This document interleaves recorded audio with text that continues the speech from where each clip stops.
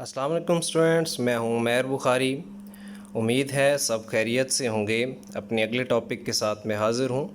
Last time हम पाकिस्तान के मैदानों के बारे में पढ़ रहे थे, जिसमें हमने पाकिस्तान के दरिया सिंध के मैदानों के बारे में पढ़ा। उसको दो हिस्सों में तकसीम किया गया था, दरिया सिंध के बालाई मैदान और दरिया सिंध के ज़ीनी मैदान। आज हमने पढ़ना है पाकिस्तान के साहिली मैदान और पाकिस्तान के सहराई मैदान। जैसा कि इस नक्शे के अंदर दिखाया गया है, समंदर जो है पाकिस्तान के दो सूबों के साथ है। मतलब कि पाकिस्तान के जो साहिल हैं वो दो सूबों के अंदर मौजूद हैं। समंदर दो सूबों के अंदर पाकिस्तान को टच करता है, सूबा सिंध थोड़ी सी पट्टी और ज़्यादा वसी साहिली पट्टी जो है वो बलूचिस्तान के साथ है, जहाँ पर हमारी बंदरगाहें मौजूद हैं। सिंध के अंदर बिन कासम कराची की बंदरगाह, फिर बलूचिस्तान के अंदर उरमारा, पसनी, गवादर और जिवानी की बंदरगाहें मौजूद हैं। पाकिस्तान की जो साहिली पट्टी है इसके कुछ फैक्ट्स हैं। Facts about the coastal line of Pakistan. Point number 1, longest coastal line of Pakistan is the Balochistan coastal line, which is 771 kilometers long. Number 2, the total length of the coastal areas of Pakistan is about 1100 kilometers. The coastal areas of Pakistan are in the province of Sindh and Balochistan. And number 4, these coastal areas are on the shore of Arabian Sea and it connect Pakistan with other countries of the world through a sea route. तो साहिली मैदान, पाकिस्तान के जनूब में साहिली मैदान बहीरे अरब के साथ साथ वाक़ हैं। ये मैदान मशरिक़ की तरफ चौड़े और मग़रिब की तरफ पहाड़ों की वजह से महदूद होते जाते हैं। पाकिस्तान के साहिल बहुत खूबसूरत हैं। कराची, पोर्ट कासम और गवादर की बंदरगाहें इन्हीं साहिलों पर वाक़ हैं। अगर हुकूमत इन साहिली इलाक़ों को सैर व सियाहत के लिए तरक्की दे तो पाकिस्तान काफ़ी ज़र मुबादला कमा सकता है। तो जैसा कि इस मैप के अंदर दिखाया गया है, पाकिस्तान की जो मुख्तलिफ़ बंदरगाहें हैं उनमें ये जिवानी की बंदरगाह है, फिर यहाँ पर गवादर की बंदरगाह है, फिर यहाँ पर पसनी, ठीक है, फिर उरमारा की बंदरगाह है, फिर कराची और इसके साथ बिन कासम की बंदरगाहें मौजूद हैं। तो ये पाकिस्तान क्योंकि तकरीबन तिजारती लिहाज से दुनिया के एक तरह से सेंटर में मौजूद है, चौक में मौजूद है, तो ये पाकिस्तान की बंदरगाहें इंतहाई अहमियत की हामिल हैं। ये गर्म पानियों की बंदरगाहें हैं जो जो सेंट्रल एशिया के ममालिक हैं जिनका अपना कोई समंदर नहीं। इसके अलावा चाइना जो कि बाकी दुनिया के साथ कनेक्ट करता है पाकिस्तान के सी पैक रूट के ज़रिए।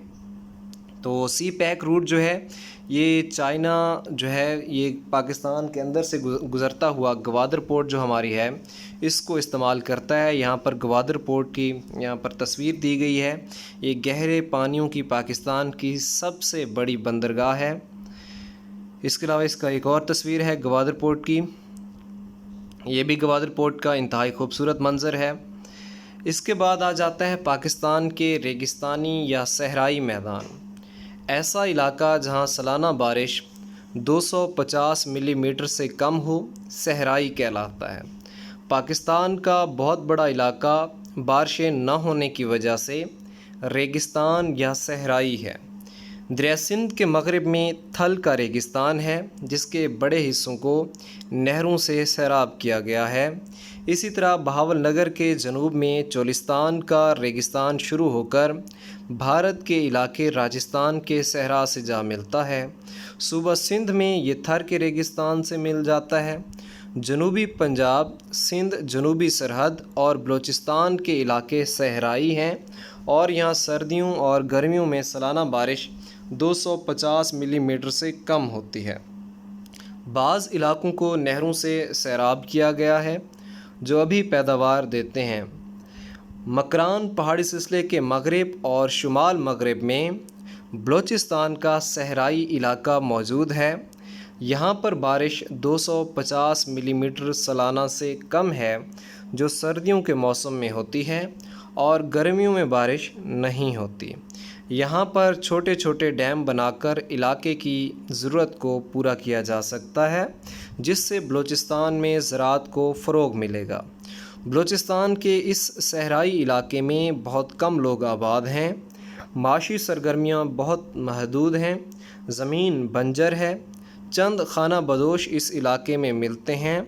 اونٹ صحرائی علاقوں میں باربرداری کے لیے استعمال کیے جاتے ہیں، سہولیات ناپید ہیں اور لوگوں کے حالات قابل رحم ہیں۔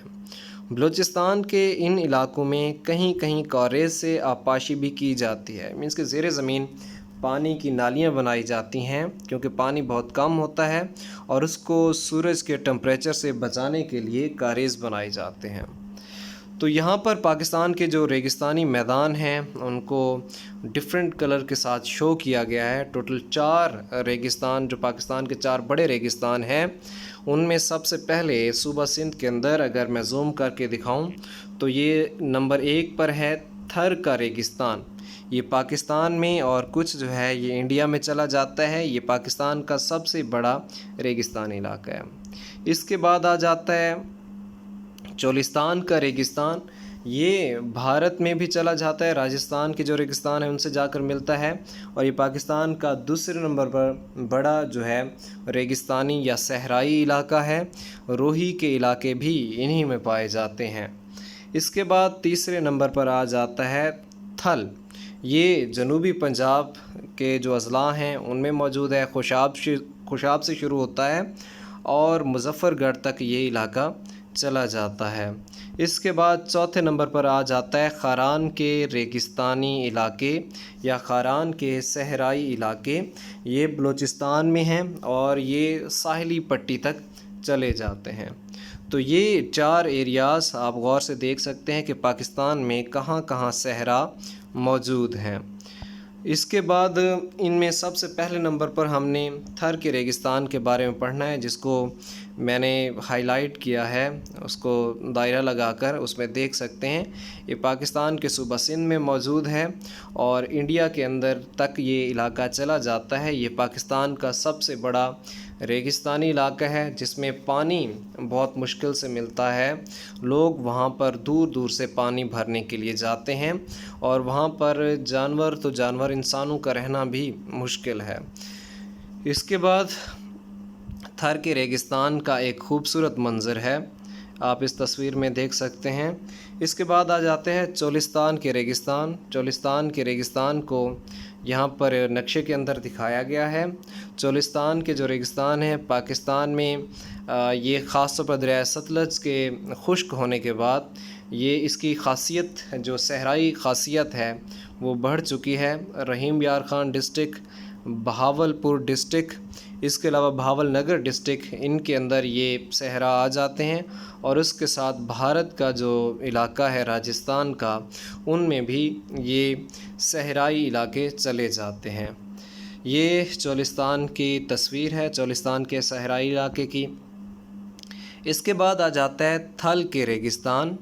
یہ تقریباً پاکستان کے مرکز میں، جیسا کہ آپ دیکھ سکتے ہیں اور میں نے اس کو ہائی لائٹ بھی کر دیا ہے، یہ ہے تھل کا ریگستانی علاقہ۔ یہ پاکستان کے صوبہ پنجاب کے جنوب میں واقع ہے، جنوبی پنجاب میں واقع ہے۔ یہ ڈسٹرکٹ خوشاب مطلب پنجاب کے وسط سے شروع ہوتا ہے اور تقریباً جو ہے یہ بھاول نگر تک چلا جاتا ہے۔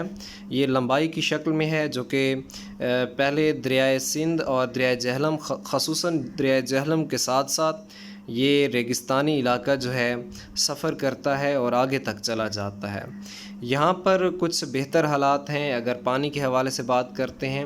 باقی ریگستانوں کے حوالے سے یہاں پر بارشیں بھی زیادہ ہوتی ہیں اور یہاں پر فصل بھی کاشت کیے جاتے ہیں، بیرانی فصل ان کو کہا جاتا ہے، خصوصاً چنے کی فصل یہاں پر اچھی مقدار میں ہوتی ہے۔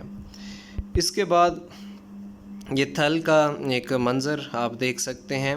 زیادہ تر یہاں پر ہوا چلتی ہے تو ہوا میں مٹی اور دھول دیکھی جا سکتی ہے۔ اس کے بعد آ جاتے ہیں خاران کے صحرائی علاقے۔ یہ صوبہ بلوچستان کے اندر ہے، میں نے یہاں پر ہائی لائٹ بھی کر دیا ہے۔ یہ صوبہ بلوچستان کے اندر ہے۔ انتہائی کم بارشیں یہاں پر ہوتی ہیں، خاردار جھاڑیاں بھی یہاں پر ہیں، تو یہاں پر صرف خانہ بدوش لوگ ہی رہتے ہیں، جیسا کہ ہم نے اس میں کتاب میں اپنی میں پڑھا، اور خاردار جھاڑیاں ہیں، نہ یہاں پر کوئی سایہ دار درخت ہیں، اور پانی بھی بہت کم یہاں پر دستیاب ہے۔ تو اس کے بعد جو ہے خاران کے ریگستان، ہم اس کو ہائی لائٹ کیا گیا، دیکھ سکتے ہیں، یہ اس کی تصویری شکل ہے خاران کے ریگستان کی۔ تو یہ ہمارا آج کا ٹاپک تھا، جس میں ہم نے پاکستان کے ساحلی میدانوں کے بارے میں پڑھا، جس کو 2 حصوں میں تقسیم کیا گیا تھا۔ صوبہ سندھ کے ساحلی میدان جو کہ وسیع شکل میں ہیں، مطلب کہ ان کے میدان تھوڑا سا ان کی چوڑائی زیادہ ہے، لمبائی کم ہے، جبکہ بلوچستان کے ساحلی میدان کی اگر ہم بات کرتے ہیں تو یہ زیادہ لمبی پٹی ہے، لیکن پہاڑی علاقہ ساتھ ہونے کی وجہ سے ان کی چوڑائی کم ہے، اور پاکستان کے بندرگاہیں جن کے ذریعے پاکستان اپنی تجارت کرتا ہے یہاں پر موجود ہیں، جن میں بن قاسم، کراچی، گوادر کی بندرگاہ اور مراو کی بندرگاہ ہے، جوانی اور پسنی کی بھی بندرگاہیں یہاں پر موجود ہیں۔ اس کے بعد ہم نے پاکستان کے جو صحرائی علاقے ہیں ان کے بارے میں پڑھا، اس کو 4 علاقوں میں تقسیم کیا گیا تھا۔ سب سے بڑا جو ہے تھر کے ریگستان، پھر چولستان کے ریگستان، پھر تھل کے ریگستان، اور آخر پر ہم نے خاران کے ریگستان کے بارے میں پڑھا۔ یہ تھا ہمارا آج کا ٹاپک۔ انشاءاللہ کل اگلے ٹاپک کے ساتھ حاضر ہوں گے، تب تک کے لیے اللہ حافظ۔